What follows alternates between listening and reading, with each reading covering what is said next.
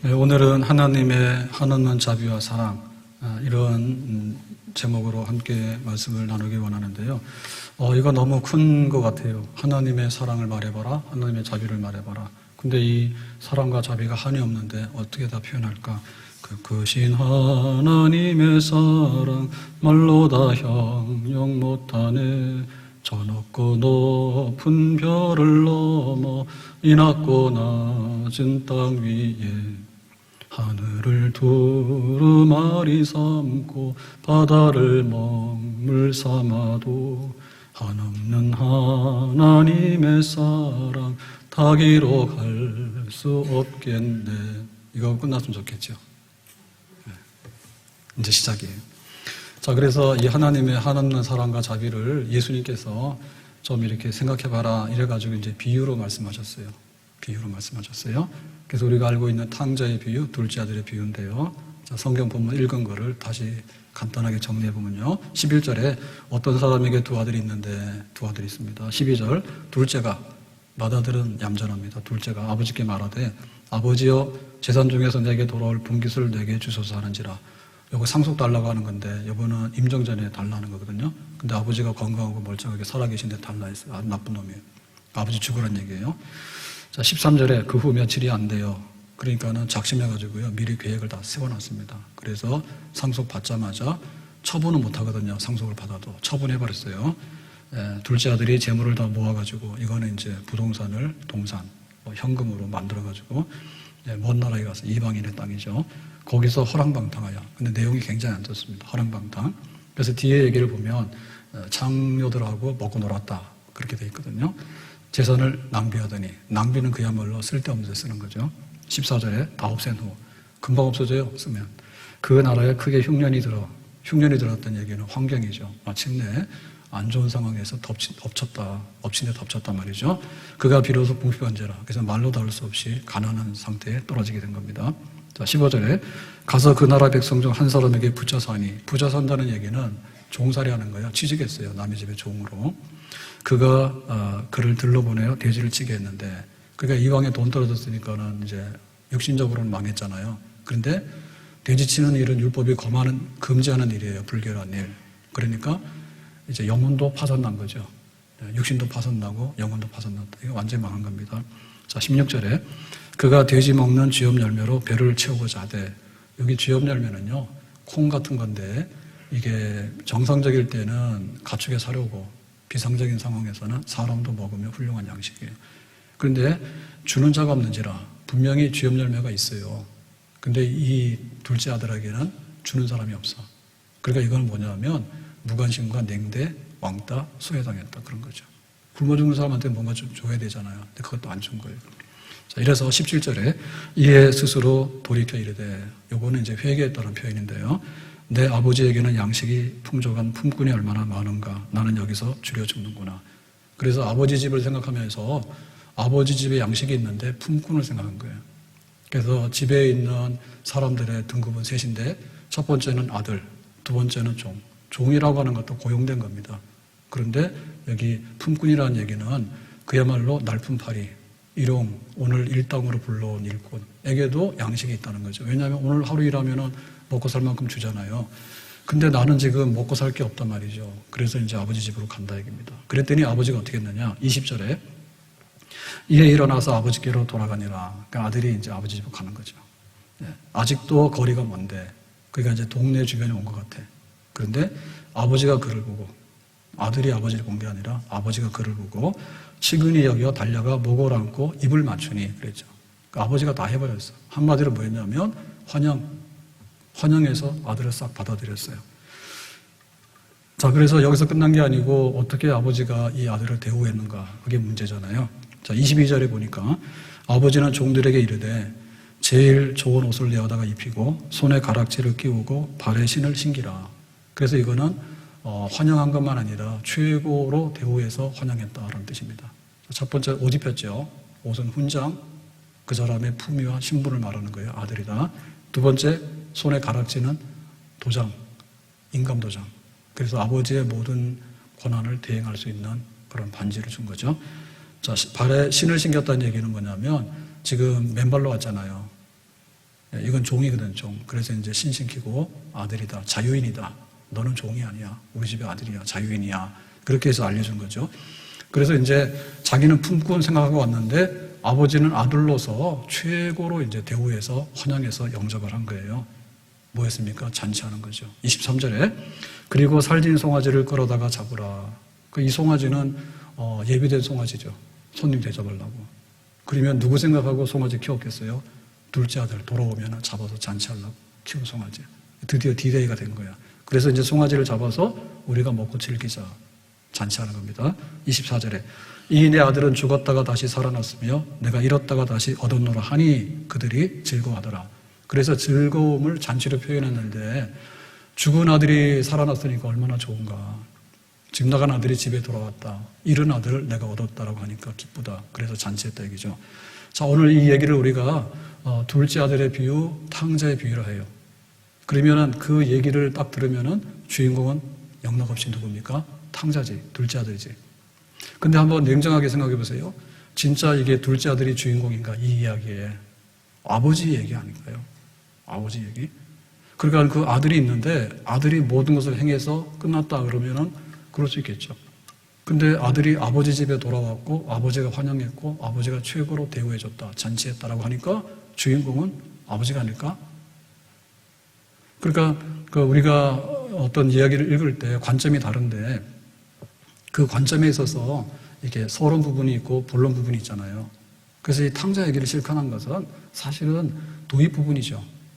그래서 이 마지막에 성경에서 말하고자 하는 교훈은 뭐냐면 하나님의 사랑과 하나님의 자비와 하나님의 용서와 하나님의 화평이 한이 없다. 하나님 그런 분이다. 지금 그 얘기를 하려고 하는 거죠. 아멘. 예, 불멸의 이순신. 그러면 막 처음에는 막 이렇게 전쟁하는 장면이나 영웅적인 장면이 나와요. 그런데 그 얘기를 끌어갈 때 정말 나중에 하고자 하는 얘기는 뭐냐면 더 깊은 메시지가 있는 거죠. 그래서 성경을 우리가 그렇게 읽어야 되는 거죠. 요셉이 형들한테 미움받아서 노예로 팔렸다. 고생 실컷 했다. 근데 어느 날 애굽의 총리가 됐더라. 그러면 요셉은 성공한 사람이다. 인생 역전해서 로또를 맞은 사람이다. 만약에 그렇게 얘기한다면 요셉 얘기는 인간 얘기를 끝나잖아요. 근데 그 요셉 얘기는 하나님이 미리 보내서 하나님의 백성들을 살리기 위해서 하나님이 미리 보낸 그런 그 사명감이 있는 요셉이다. 이렇게 얘기를 하면 뭡니까? 요셉의 인생 얘기는 하나님의 구원 얘기로 바꿔지는 거죠. 그래서 지금 이 탕자 얘기는 인간의 타락을 얘기하는 동시에 하나님께서 죄인들을 구원하시는 하나님의 구원과 사랑의 얘기를 극적으로 표현하고 있는 겁니다. 자, 그래서 이 얘기를 우리가 말씀으로 하면 그래도 좀 이렇게 듣는 것만 하기 때문에 보이는 게 없어서 그림으로 그린 렘브란트가 돌아온 탕자, 예, 그걸 지금 3주째 보고 있어요. 오늘 또 봅니다. 다음 주에 또 볼 겁니다. 자, 여기 보면 자, 아버지가 있는데 저 주인공은 아들이 무릎을 꿇고 있는데 탕자가 주인공이냐? 아니면 저 탕자를 받아서 환영하고 있는 아버지가 주인공이냐? 아무리 봐도 아버지가 주인공 같아요. 그죠? 예. 그러면 저 그림에서 볼 때 우리는 아버지와 아들의 만남은 인간의 그 아주 그 감동적인 얘기, 휴먼 드라마죠.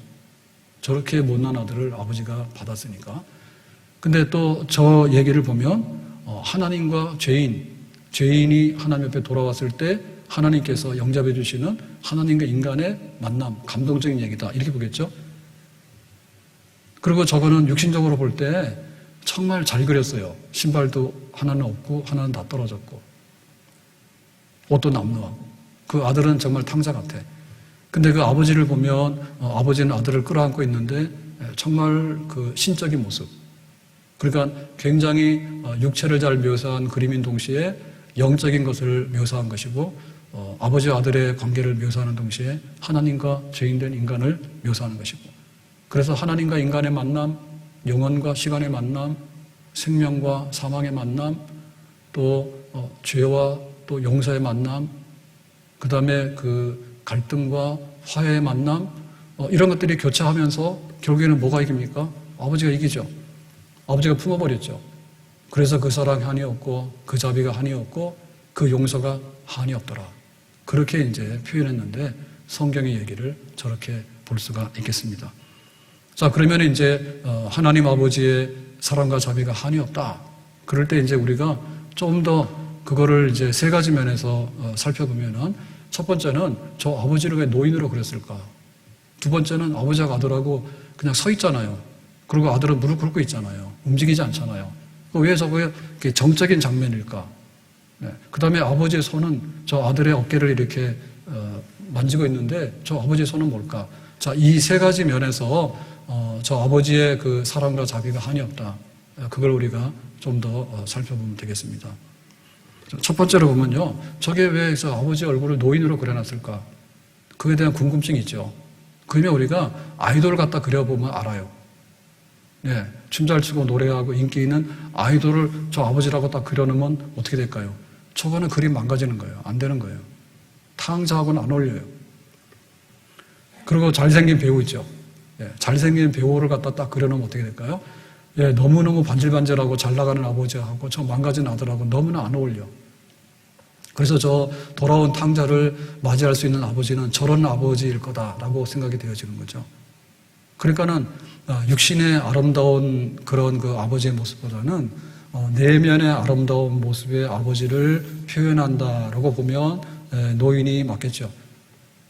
그래서 저 노인의 그 얼굴과 저 그 옆에 있는 아들은 허리가 꼿꼿하잖아요. 근데 아버지는 그 아들을 이렇게 품으면서 약간 이렇게 우부정해서 이렇게 자세가 굽어졌죠. 약간의 그 부드러운 면과 포용성 이런 게 보여지죠.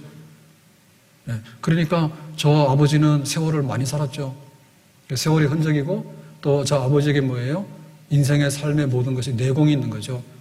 사랑도 해봤다, 이별도 해봤다, 사랑도 해봤다, 미워도 해봤다, 그 다음에 성공도 해봤다, 그런데 실패도 해봤다, 그런데 내가 죽을 뻔도 했다, 근데 극적으로 살아나기도 했다.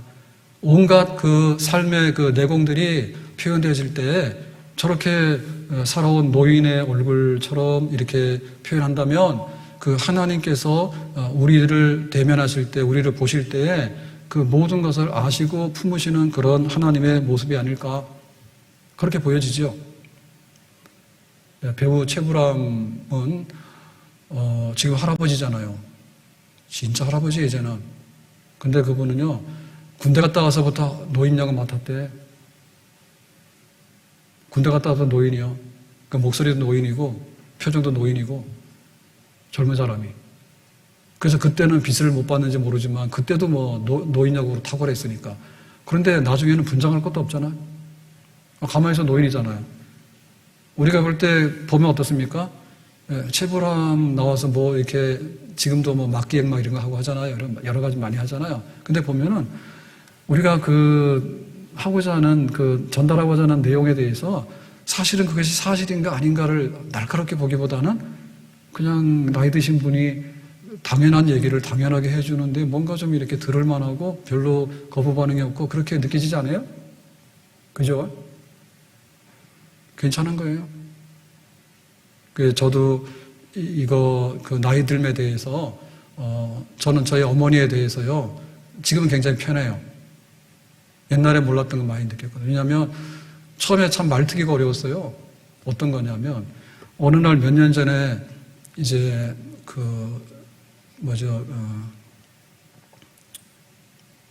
병원에 입원할 때 마지막에 그거 하는 뭐죠?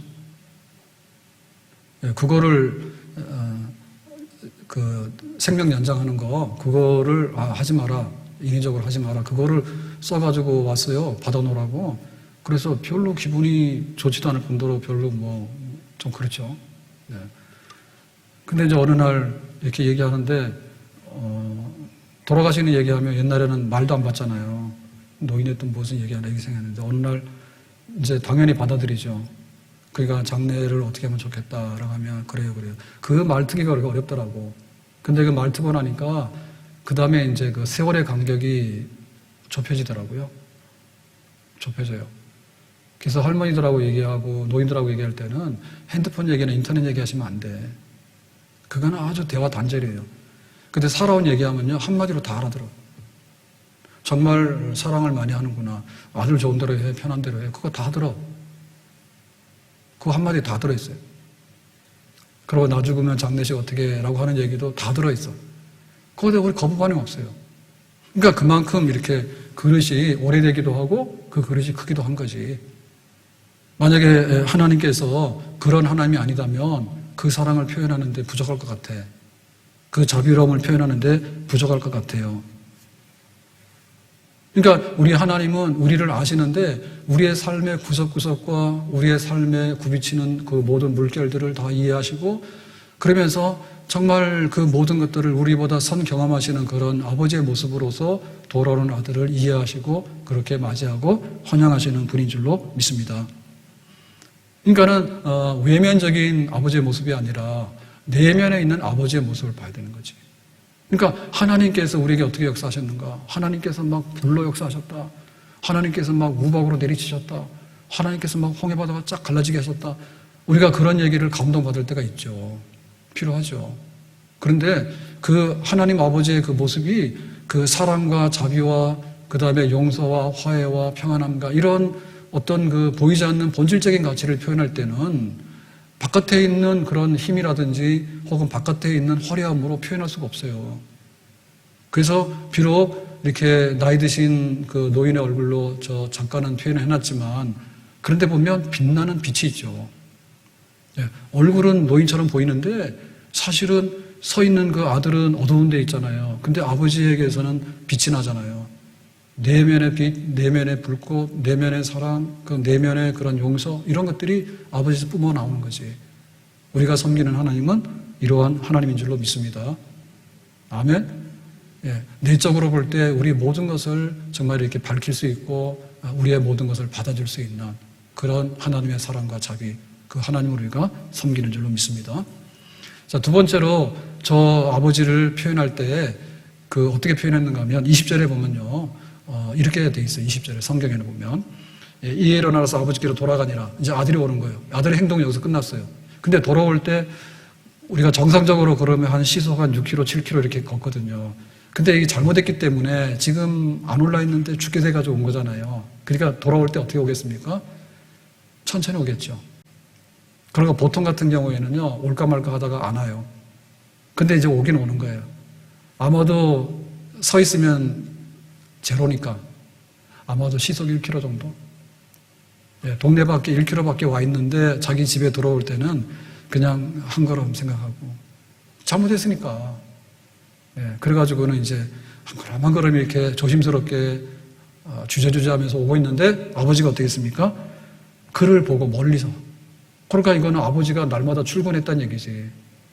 날마다 와서 기다리고 있는 거잖아요. 그러다가 어느 날 아들이 딱 왔는데 그거를 먼저 봤어. 아들보다도. 그래가지고는 시근히 여겨. 보니까 이게 몰골이 많이 하는 거예요. 그래서 그냥 가슴이 아프고 눈물이 나는 거예요. 아버지가. 그래서 달려가서 목을 안고 입을 맞추니 아버지가 다 해버렸어. 환영했어. 다 품어버렸어 이미. 순식간에. 그래서 이 아버지의 에너지가 엄청난 거죠. 예, 아들은 그냥 천천히 올까 말까 이러고 있는데 아버지는 순식간에 달려가서 아들을 끌어안고는 그냥 기쁘다고 하고 환영을 해버린 거잖아요. 그러니까 이 광경은 정말 에너지가 넘치는 광경 같아요. 그런데 마지막에 장면을 보면 입을 맞췄다고 했는데 그 표현에 보면요. 아버지가 그 아들을 받아들이고 아들을 무릎을 꿇고 이렇게 손을 얹고 있는 그런 장면으로 정지 장면으로 되어 있다고. 그러니까 만약에 우리가 이거를 지금 이렇게 사진으로 혹은 영상으로 재현한다 그러면 아들 준비해, 아버지 준비해, 자 촬영. 그러면은 아들이 천천히 하면 아버지가 쫙 잽싸게 달려나가서 아들을 끌어안고 막 이렇게 눈물 흘리고 막 행동을 해야 되는 그런 것이 보여질 것 같은데 사실은 정지 장면이죠. 정지 장면이에요. 그래서 서 있는 장면이 훨씬 더 아버지의 모습을 제대로 알려주는 거예요. 서 있는 모습이. 그게 더 힘 있는 모습이에요. 힘 있는 모습이에요. 한강이 흘러가면 물 흘러가는 소리가 안 들리죠. 근데 한강은 날마다 흐르고 있죠. 저기 강물에 유석이 없는 것 같은데 유석이 꽤 있습니다. 저기 빠지면 못 나와요. 가시면 안 돼. 근데 집에서 이제 세면 세수하려고 그 수도를 딱 틀잖아요. 그럼 물이 쪼르륵 흐르죠. 조용할 때는 윗집에서 수돗물 트는 소리 다 들린단 말이에요. 뭐가 더 강한 거냐? 소리 나고 움직인다 해서 강한 건 아니에요. 우리가 사랑이 어떤 사랑이 강하냐? 사랑이 막 이렇게 역동적이고 움직이는 사랑이 끝사랑은 아니야. 우리 자녀들한테 처음에 줄 때 그러잖아요. 엄마 배고파 그러면은 막 피자 시켜주고, 엄마 배고파 그러면 막 닭 시켜주고 막 그러잖아요. 근데 그거는 굉장히 막 역동적이잖아요. 근데 사실은 이 부모가 자녀들에게 갖는 이 사랑은요, 정적인 것이 훨씬 더 깊습니다. 네, 속으로 익어가지고 나오는 사랑, 그것이 겉으로 표현되어지겠죠. 네, 그러니까는 아버지는 이 아들을 받아들이는 데 있어서 정말 가슴으로 받아들이는 거죠. 말로 받아들이는 게 아니라, 우리는 가서 환영받을 때 말을 들어야지 환영한다고 우리는 받아들여요. 어서 오세요. 고맙습니다. 뭐 사랑합니다. 이래야지 우리는 그거 알아차리잖아요. 근데 막 부모가 우리를 사랑할 때 쫓아다니면서 아들을 사랑해 막 이러면서 막 스킨십하고 말하고 그럽니까? 그 부모 좀 이상한 거예요. 그거 안 하더라도 훨씬 더 깊은 사랑을 할 수 있거든요. 그게 바로 이 아버지가 가지고 있는 동적인 것보다도 훨씬 더 강한 정적인 사랑의 본 모습이 되겠죠. 그래서 그 아버지의 그를 보면요, 다시 한번 보여줄까요? 보면은 그 눈을 보세요. 얼굴을 보면 분명히 저 노인을 그린 거예요. 그래서 약간 어깨도 구부정해가지고 이렇게 아들을 받고 있는데, 저 노인의 얼굴 중에서 핵심 포인트는 뭐냐면 눈이야, 눈. 눈인데 저는 뜨고 있어요, 감고 있어요? 저는 눈 뜨고 있어요, 감고 있어요? 눈 작은 사람은 또도 감았다 하잖아요. 근데 저거는 분명히 눈 감고 있는 거예요. 그럼 저건 뭐 일부러 저렇게 그린 거예요. 옆에 있는 아들은 눈 뜨고 있잖아요. 막 노래 보고 있잖아요. 성질 나가지고 지금. 근데 그 아버지는 지금 이렇게 눈을 거의 감고 있는 아버지처럼 보여지거든요. 그러니까는 저 아버지는 만약에 눈을 뜨고 있으면 사실은요, 어떤 그 사랑과 자비를 표현할 수 없어요. 예. 진짜 사랑하면요, 눈 감고 사랑해. 진짜 사랑하면 진짜 자비를 베풀고 긍휼을 베풀면요, 눈 감고 해버린 거예요. 왜냐하면 보지 않는 거예요. 그래서 하나님께서 우리를 어떻게 품었냐 할 때, 눈을 감음으로 인해서 눈을 뜨는 눈, 그 눈 가지고 우리를 보는 거지. 그래서 우리의 그 외면을 보고서 움직이는 거는 진짜 사랑이라 보기 어렵습니다.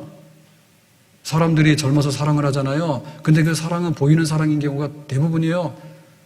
멋있어 보이고 이뻐 보이니까 사랑을 했는데 나중 가서 멋이 없어지면 그 사랑이 금이 가기 시작하는 거예요.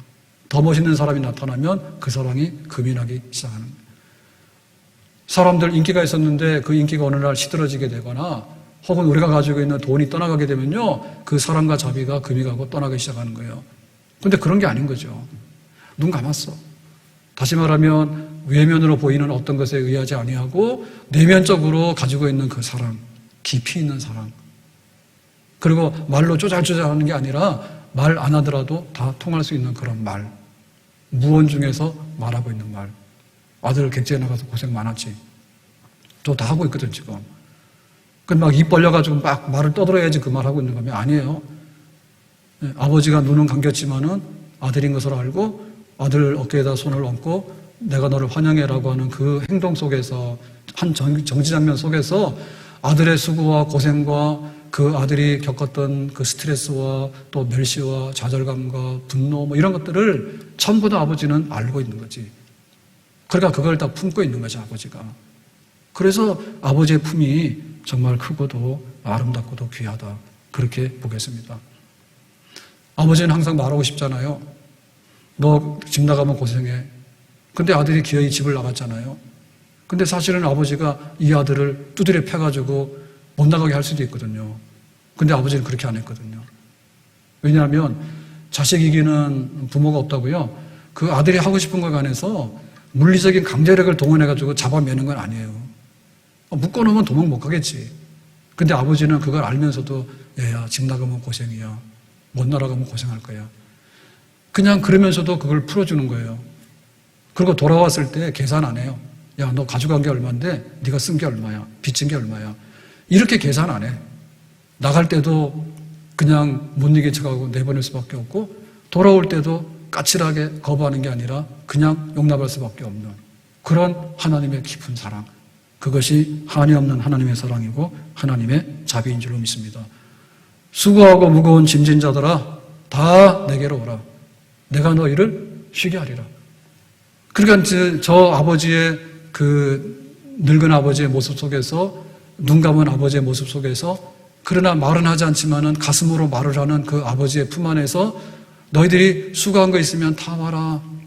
내가 전부 다 쉬게 할 것이고 내가 전부 다 용납해서 덮어줄 것이다. 세상에서 너희가 환난을 당하나 담대하라. 내가 세상을 이겨노라. 나는 이미 다 알고 있어. 그러니까 너희들이 겪은 거에 대해서 나는 다 알고 있기 때문에 와서 쉬기만 해라 라고 초청하시는 그 아버지의 품, 우리가 이 아버지의 품으로 가야 될 줄로 믿습니다. 어서 돌아오 어서 돌아오마노. 지은 죄가 아무리 크고 무겁고 주어지 못 감당하고 못 받으시리요. 우리 주의 넓은 가슴은 뭐보다? 하늘보다 넓고 넓어. 하늘을 측량할 수 없잖아요. 그런데 정말 집 나간 아들이 아버지 품으로 돌아올 때 하늘보다 넓은 품으로 우리를 받아주신다. 그러니까 빨리 와라. 어서 돌아오 어서 돌아오마노. 우리 주는 날마다 기다리신다오. 밤마다 문 열어놓고 마음 졸이시며 나간 자식 돌아오기만 밤새 기다리신다오. 그러니까 부모된 심정에서 자식들 늦은 시간 귀가가 늦으면 막 걱정이 되잖아요. 그러면 문 열어놓고 기다리는 거죠. 얼마나 가슴 저린 일들이 많아요. 아프면 막 병원 데리고 가야 되고. 그러니까는 사랑은 하나님의 사랑이 크고 우리는 그걸 받는 입장이죠. 그래서 밤새 문 열어놓고 기다리는 그 아버지의 기다리는 품으로 돌아왔으면 좋겠다. 하나님께서 우리에게 초청하시고 우리가 여기에 응답한 줄로 믿습니다. 그래서 아버지의 유일한 소망은 뭐냐 하면 축복이에요. 아버지가 할 수 있는 한마디는 뭐냐면 여전히 아들이야. 내가 너를 정말로 사랑해. 내가 너의 모든 허물을 내가 덮어서 용서해. 이제 집에서 화평하게 편안하게 잘 지내기를 바래.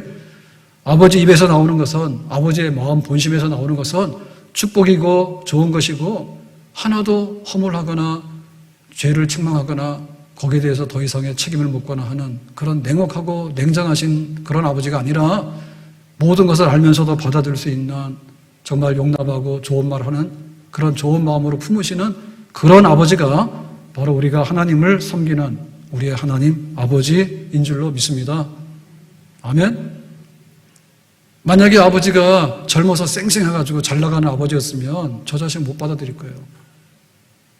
만약에 이 아버지가 눈 뜨고 말이에요. 눈이 막 날카로워가지고 이것도 지적하고 저것도 지적하고 안 볼 걸 보고 다 봤다 그러면요. 우리 견딜 수 없을 거예요. 그런데 내면적으로 다 통찰하시면서 그거를 품을 수 있는 아버지.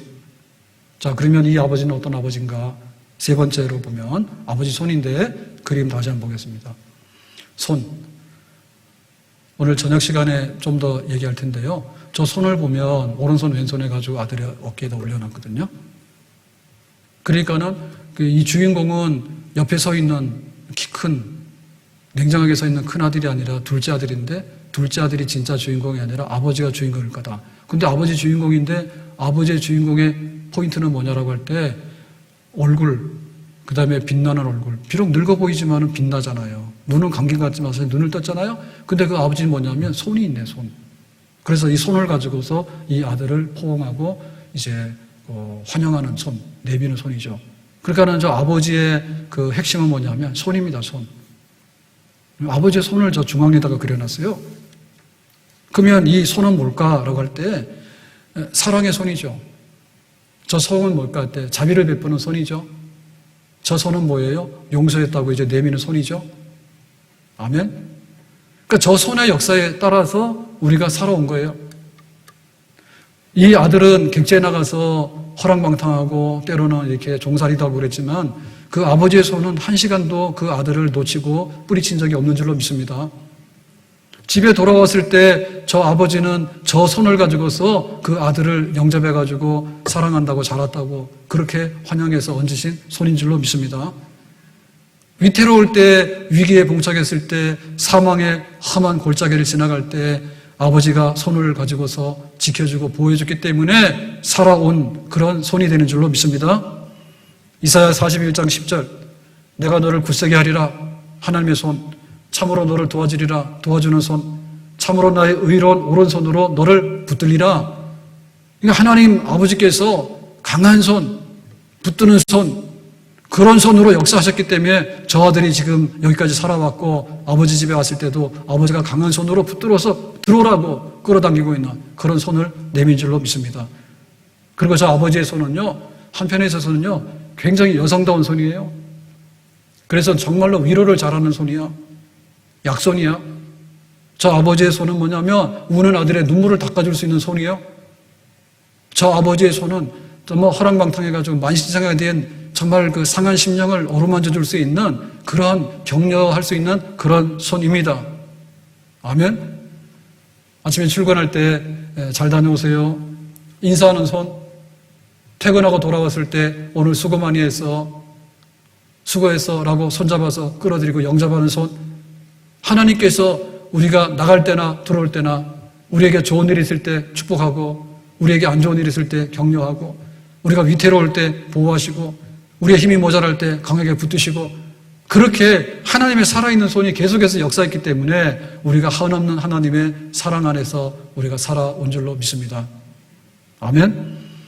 그리고 이 하나님의 손은 또한 하나님께서 직접 우리에게 내민 손인 동시에 여러 사람들을 통해서 우리에게 경험하게 하신 손이에요.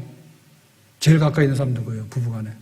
남편, 아내, 손이죠. 아내에게 바치는 노래. 젖은 손이 애처로워 살며시 잡아본 순간 거칠어진 손마디가 너무나도 안타까워서 시린 손끝에 뜨거운 정성 고이 접어 다져온 이 행복. 이 노래 왜 유명하냐면 아내에게 바치는데 철든 남자가 아내의 손을 잡아보면서 고백하잖아요. 그게 좋은 손이에요. 아내의 손도 수고한 손이고 그 손의 수고를 알고 잡아주는 남편도 괜찮은 손이에요. 그러니까 좋은 남편, 좋은 아내 됩시다. 아멘. 그렇게 못 살아봤는가? 원수된 손이라서 비틀어야 되겠어요? 좋은 얘기 합시다. 좋은 말 합시다. 도웁시다. 인정합시다. 격려합시다. 남편들이 얼마나 고생하냐고. 그 다음에 아내가 없으면 어떻게 됩니까? 정말 인생 망하는 거예요. 막 이혼한 애들 막 1,000억 가지고 저기는 하고, 많은 데는 지금 1조 가지고 지금 이혼 소송하죠. 사는 게 아닙니다. 그래서 돕는 손이 돼야 돼. 돕는 배우자, 돕는 배필이잖아요. 그러니까 제일 좋은 게 뭐냐면, 돕는 사람 만나는 게 제일 좋은 거예요. 해코지 하는 인간을 만나니까 결혼이 파탄 나는 거예요. 분명히 나한테 도움이 될 줄 알았는데 그게 아니더라니까. 그러니까 난 가졌든 못 가졌든 간에 돕는 손이 될 수 있는 이런 가정 부부가 되면 복 있는 사람인 줄로 믿습니다. 그게 바로 하나님께서 보내주신 손이에요. 아멘? 우리 선생님들이죠. 선생님들의 한마디와 길잡이가 얼마나 중요한지 몰라요. 너 공부 못한다 해가지고 놀리면 애 공부 못하잖아요. 공부 빼고 다 잘한다면요, 뭐 하나는 잘합니다. 예? 선생님 그 애들 세워주는 거예요. 친구 잘 만나게 되면요, 정말 친구 따라서 우리가 얼마나 많이 성공적인 삶을 살 수 있는지 몰라. 친구야 사랑해, 친구야 도와줄게. 요즘에 난리 났어요. 학폭? 학교 다닐 때? 10년 전, 20년 전에? 네가 왜 나 때렸어? 이 한마디에 그냥 인생이 무너지는 거지. 그러니까 좋은 친구 되란 말이죠. 손 내밀어서 도와주는 친구 되란 말이죠. 이웃 간에도 뭡니까? 도와주면 이웃이 얼마나 사촌입니까? 근데 만약에 해코지하는 이웃을 만나게 되면요, 괴로워서 못 살아요. 막 재판 걸고요, 칼 들고 올라가고요, 힘들어. 근데 좋은 이웃 만나면 얼마나 우리가, 하나님은 안 보이지만 그 이웃의 손을 통해서 우리가 잘 살게 됩니까? 내가 위태로운 자리에 들어갔어. 응급실에 실려갔어. 막 심장 멎었어. 심폐소생해야 되는데 병원에 살려냈어. 그러면 병원비 내고 나올 때 그 병원비가 안 아깝죠. 그러니까 누군가 살리는 손이 있었기 때문에 정말 고마운 겁니다. 욕할 게 아니에요. 고마운 거예요. 고마운 거예요. 누군가 치료하는 손이 있고, 누군가 우리를 지켜주는 손이 있고, 누군가 우리 그 쓰레기를 새벽마다 치워주는 그런 고마운 손이 있기 때문에 우리가 따뜻하게 살아가는 거지. 그게 바로 하나님의 손이에요. 하나님께서 수많은 사람들, 무명의 사람들의 손을 통해서 우리의 삶을 사랑으로 어루만지고 자비와 긍휼로 어루만지는 그런 산 역사를 지금까지도 이루어왔고 앞으로도 이루어 나가시는 하나님인 줄로 믿습니다. 아멘. 자, 그러면은 하나님의 사랑과 자비가 있느냐? 있다. 근데 그 하나님의 사랑과 자비가 도대체 얼마나 되냐? 한없다. 그러면 한없는 거에 대해서 정말 느껴봤느냐? 그거를 누리고 살아서 경험해 봤느냐라고 할 때 잘 모르는 거죠. 하나님의 사랑이 얼마나 큰가에 대해서 한번 말해봐라 하니까 찬송가에서는 그랬잖아요. 하늘을 두루마리 삼고 바다를 먹물 삼아도 그렇게 표현했잖아요. 그럼 도대체 우리는 거기에 대해서 얼마나 말하겠는가? 저도 잘 몰랐는데 주보에다 그거 쓰면서요. 이번 3주째더라고. 그래서 오전, 저녁, 오늘 오전, 오늘 5번째인데요. 오늘 저녁 6번째, 다음 주 아마 7번째, 8번째 할 거예요. 하는데, 그러니까 이 누가복음 15장의 탕제 얘기 얼마나 중요하고 아주 유명한 얘기입니까? 이 설교 하긴 한 것 같은데 언제인지 기억이 안 나는데요. 아무튼 간에 이 얘기를 처음에 제가 이렇게 4주를 한다고는 전혀 생각을 안 했습니다. 그냥 한번 해볼까 한 거예요. 예, 그런데 다음 주도 해야 되겠네 싶어서 또 다음 주가 된 거고요. 오늘 3주째가 된 거예요. 근데 신기한 건 뭐냐면 옛날에는 이렇게 못했는데 왜 할까라고 하는데 그게 이제 궁금한 거죠. 그럼 하나님의 사랑이 변했을까? 하나님의 사랑이 옛날에 요만했는데 지금은 막 한강처럼 커졌을까? 똑같겠지. 그러면 하나님의 사랑을 느끼고 하는 내가 문제가 있겠죠. 그때는 그렇게 많이 못했는데 지금은 할 말 많다니까. 더 할 수도 있어. 더 하면 더 할 수도 있어. 왜 그렇게 됐을까? 아마도 하나님의 사랑을 저는 갈급해하거나 혹은 하나님의 사랑을 더 많이 지금 상태에서 경험했기 때문에 이만큼 됐다고 생각이 들죠. 그래 들죠. 내가 잘난 거죠. 아버지가 이렇게 아들을 환영하고 아버지의 사랑이 그렇게 큰지를 나는 미처 잘 몰랐으니까. 목사인 저도 그렇다니까요. 근데 이 말씀을 읽고 또 그림도 보고 그리고 설교 준비를 하고 또 한 주, 2주, 석주, 묵상을 하고 이렇게 하다 보니까 이게 점점 빨려 들어가는 거예요. 그래가지고 저 그림 또 보냐 하는데 다음 주에 저 그림 또 볼 겁니다. 저 그림을 보는 게 아니라 누가복음 15장에 예수님의 비유의 말씀을 또 읽을 겁니다. 우리가 어디서 사랑을 찾을 수 있을까요? 어디서 우리의 안식을 찾을 수 있을까요? 어디서 우리의 그 자비로움을 우리가 경험할 수 있을까요? 세상에 더 큰 사랑과 자비가 있으면 그걸로 가시라니까. 그런데 한없는 사랑과 자비의 원천은 하나님이다. 하나님의 집이고 하나님의 품이다. 아멘? 아멘? 그러면 저 렘브란트는 어떻게 저 그림을 그렸을까라고 할 때 젊을 때는 저렇게 안 그랬대요. 이 누가복음 15장 가지고 그림 그리라 그러면은 이제 아들이 오고 있는데 아버지가 아들한테 달려가서 아들 잘 왔어 라고 하는 이렇게 그 역동적인 움직이는 장면을 조각하고 그렸답니다. 근데 63세에 죽거든요, 렘브란트가. 저 그림 그리고 죽어요. 그런데 저 마지막에 죽기 전에 이 그림을 그리면서 아버지를 노인으로 만들어놨고 아버지의 눈은 거의 감겼고 그리고 아버지의 허리는 약간 구부러졌고 근데 아버지의 손으로 그 아들을 다 품었고 그렇게 그려놓은 거예요. 그리고 어떻게 보면 자기가 이 누가복음 15장에 있는 말씀을 자기 나름대로 받아들여서 진짜 아버지의 사랑이 크다라고 하는 것을 점점 이렇게 느낀 거죠. 그 젊은 날에 느낀 것보다도 나중에 가서 더 느낀 거죠. 어떻게 했어요? 죽을 때서야 느낀 거예요. 죽을 때서야 느낀 거예요. 그래서 너무나 긴 고통이에요. 너무나 깊은 고통이에요. 너무나 큰 슬픔이에요. 너무나 세상에서 받은 상처가 많았어요. 그런데 나중에는 죽는 것을 많이 봤어요. 다 죽었어요. 자기도 지금 죽음의 임박에 있어요. 그럴 때 마지막에 빛은 뭐냐라고 할 때 세상이 다 이제 전기불 나가서 암흑 아닙니까? 젊음도 지나갔지. 명예도 지나갔지. 그 다음에 뭐 돈도 지나갔지. 다 꺼졌잖아요. 그래서 저 아버지의 얼굴에서 빛나는 광채만 남아있잖아요. 세상의 것이 다 빛을 잃어버렸단 말이에요. 그때 마지막으로 찾는 게 저 아버지의 그 품 안에서 빛나는 빛이에요. 내면의 불꽃이에요. 생명의 불꽃이고 사랑의 불꽃이고 자비의 불꽃이에요. 그게 보여지기 시작하는 거예요. 거기에 지금 몰두하고 있는 거죠. 긴 고통, 심한 고통, 큰 슬픔, 억누를 수 없는 슬픔, 그리고 마침내 죽음에 이르는 사별의 그런 슬픈 고통들, 그거를 다 받았지. 사랑하는 아내가 죽었습니다. 세 아들이 죽었습니다. 두 딸이 죽었습니다. 결혼하지 않고 살던 동거하던 두 여자가 죽었습니다. 그걸 다 겪은 거예요. 그런데 사랑하는 아들 티투스 같은 경우에는 26살에 결혼했는데 결혼하고 나자 바로 요절해서 죽었대. 26살에. 그러니까 그 당시에 받은 그 충격과 슬픔은 이루 말로도 할 수 없었다 했거든요. 그런 것들이 쌓이고 쌓인 거지. 그래서 이제 하나님의 사랑을 생각하고 하나님께서 어떻게 돌아온 탕자를 영접하고 환영하는가에 대해서 너무나 이제 구구절절히 그 빛 가운데 거하기를 원하고 아버지 무릎 꿇은 그 아들 앞에서 자기를 발견하게 되는 거죠. 그리고 저 아버지를 그려놓고 하나님인데 하나님의 그 사랑을 지금 경험하게 되는 거죠. 우리에게도 그렇습니다. 우리가 하나님을 믿는데 하나님을 믿는 것은 단순하게 실용적이고 정량적인 관계 때문에 믿는 건 아니에요.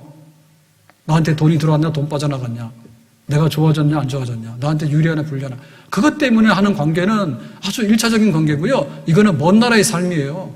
먼 나라에서는 힘센 놈이 왕인 거예요. 돈 많은 놈이 왕인 거예요. 돈 떨어지면 쫄병인 거예요. 완전히 종이에요. 그렇게 우여곡절이 많고 파도가 많고 부침이 많은 것이 먼 나라의 삶인 거예요. 그래서 우리가 그 사랑에 목마르잖아요. 그러니까 제일 사랑하는 사람 결혼해서 삽시다. 그 사랑도 온전치 못하잖아요. 자식에 대해서 엄청나게 사랑하잖아요. 모든 걸 다 퍼부어가지고 인생의 모든 것을 쓸어나가서 사랑하는데 돌아오는 게 뭐예요? 없어요. 그 감가에 비해서는 돌아오는 게 없어요. 세상의 성공과 야망과 출세를 위해 쏟아본 거 생각해보세요. 뼈 부러지고 머리카락 다 빠지고 내 생명 다 바쳐서 세상 것을 잡으려 했지만은 결국에 그거를 붙들고 죽는 사람이 세상에 몇이나 있습니까? 없어요. 없어요. 그러니까 우리가 갈수록 갈증이 생기는 거죠. 진짜 사랑 어디 있을까? 진짜 자비하심이 어디 있을까? 너무 냉정하거든요, 세상은요. 세상은 그냥 내치는데 그냥 너무 냉정합니다. 그냥 땅바닥에 내치는데요. 막 자식도 내칩니다. 그래서 막 애가 2개월 만에도 죽고요. 3살짜리도 죽고요. 막 내칩니다. 그렇게 무자비한 세상에서 우리가 난도질을 당하며 살고 있거든요. 어디로 가서 살까 우리가? 하나님 아버지의 자비로운 품, 됐어 그냥 들어와. 그냥 끌어안는 그 한없는 자비의 품, 하나님께서 조건을 보지 아니하시고 그냥 끌어안아서 환영해서 사랑하는 내 아들이네 해가지고 옷 입혀주고 반지 끼워주고 신신겨주고 그래서 아들로 대해주시는 그 하나님 아버지의 사랑, 그 사랑이 목마르다 그거죠. 아멘? 우리가 왜 하나님 앞에 가까이 나가야 되느냐? 우리가 왜 하나님께 예배해야 되느냐? 우리가 왜 하나님 말씀 앞에도 귀를 기울여야 되느냐? 우리가 하나님 앞에도 찬양하며 나가야 되느냐? 거기에 본질적인 사랑이 있고 거기에 본질적인 용서가 있고 거기에 본질적인 자비의 품이 있기 때문에 우리가 그 하나님께로 나가는 거예요. 세상의 것은요 좀 싸구려예요. 대통령이 국민을 격려하기 위해서 한마디 하셨습니다. 금요기도 때 얘기했는데 이 코로나 다 가고 나면 그동안 수고했으니까 좀 위로하는 뭔가 이렇게 지원금을 주겠다고. 그때가 사실하니까 백신 주사도 아직 시작도 안 했는데 무슨 저기가 돼가지고 시작도 안 했는데 끝나면은 잔치하겠다고. 참 그래요. 우리가 어디 가서 우리의 끝을 보겠냐 그 말입니다. 네? 이 세상에 어디에 가서 우리의 안식을 얻을 수 있으며 우리의 희망의 끝을 볼 수 있겠냐 말이요. 사람으로 태어났으면요 하나님에게 가야지 우리의 삶이 끝나는 겁니다. 완성되어지는 겁니다. 아멘? 우리가 세상에 살고 있잖아요. 출생 몇 년도에 어디서 태어났다고 해요? 병원에서 태어났다고 해요? 어디로 갈 겁니까? 병원에 장례식 가겠지. 우리의 끝이 어디냐 할 때 이 땅에서의 끝은요 하나님 품 안에 하나님 나라의 집이에요. 아멘? 우리의 사랑의 끝이 거기고 우리의 소망의 끝이 거기고 우리의 그 자비로움의 끝이 거기에요. 아버지 품 안에 있고 아버지의 나라에 있는 거기에 도달하는 것만이 우리 삶의 마지막 본질적인 여행입니다. 아멘? 그래서 우리가 이 세상에서도 힘있게 살아야 돼. 그렇지만 점점점 이 빛은 하나씩 하나씩 꺼져가는 거예요. 등불이 꺼져가는 거예요. 우리 앞에. 마지막에 죽음의 음침한 골짜기를 우리가 다 가게 되는 거예요. 마지막에는 육신도 타락하고 영혼도 파멸돼가지고 정말 어찌할 수 없는 그런 상황에 주저앉게 되는 것이죠. 나 죽으면 어떻게 되느냐? 나 죽으면 지옥까지 어디가? 그러니까 아버지의 집으로 초대받았을 때 아버지 집으로 가는 이것밖에는 우리의 인생에 마지막 힘써야 될 일이 여기밖에 없는 줄로 믿습니다. 아멘? 잘 살아야 되는데 잘 살아야 되는 것이 진짜 사랑과 자비와 화해와 용서의 품 안에 들어가서 잘 사는 거예요. 그게 어디서 제공되느냐? 하나님 아버지의 품 안에서만 우리에게 유일하게 제공이 되는 줄로 믿습니다. 수고하고 무거운 짐진 자들아, 아픈가? 아버지 집으로 와라. 가난한가? 아버지 집으로 와라. 실패했는가? 아버지 집으로 와라. 경쟁에서 미끄러지는가? 아버지 집으로 와라. 나 위에서 애써주는 사람 없는가? 따돌림 당하고 왕따 당했는가? 아버지 집으로 와라. 만족이 없는가? 아버지 집으로 와라. 하나님의 그 무한대한 사랑과 자비의 품으로 오라고 주님께서 부르시는데 우리가 여기에 우리의 마음을 다하고 힘을 다하고 정성을 다하는 그런 삶을 살아가게 될 때 이 땅에 나그네 된 먼 나라에서의 삶도 안전하고 복 있는 그런 삶이 될 수 있는 줄로 믿습니다. 음부의 권세가 이기지 못한다. 하나님 백성들에게, 교회에. 왜냐하면 하나님의 사랑과 자비와 긍휼과 하나님의 용서와 화해가 본질적인 것이 주의 백성들과 주의 교회에 부여됐기 때문에 세상의 그 어떤 것도 그 모든 것으로부터 교회를 해치거나 믿는 백성들을 훼손시키는 그런 일은 일어나지 않는 줄로 믿습니다. 경쟁이 안 돼요. 우리가 잠시 잠깐 먼 나라에 가서 막 하는 거는 하지만은 거기에 오래 있을 때가 못 돼요. 우리의 신앙생활이 본업이 되기 바라고 우리 영혼의 주소가 하나님 품 안에 있는 정말로 아버지를 만나고 아버지의 집에서 평안할 수 있는 아버지가 환영한다고 하는 이 자리에 우리 모두가 쓸 수 있는 하나님을 발견하고 하나님의 사랑을 붙들고 찬미하며 살아갈 수 있기를 예수님의 이름으로 축복합니다. 기도합니다. 오늘 주신 말씀과 같이 하나님 아버지는 한이 없는 자비와 사랑의 아버지라고 말씀하셨습니다. 이 하나님 아버지를 우리가 믿고 섬기며 살아갈 때 더 깊은 곳에 가서 하나님의 사랑을, 더 넓은 곳에 가서 하나님의 자비를 많이 누리며 사는 하나님의 친자녀로 삼아주시기를 바랍니다. 예수님의 이름으로 기도합나이다. 아멘.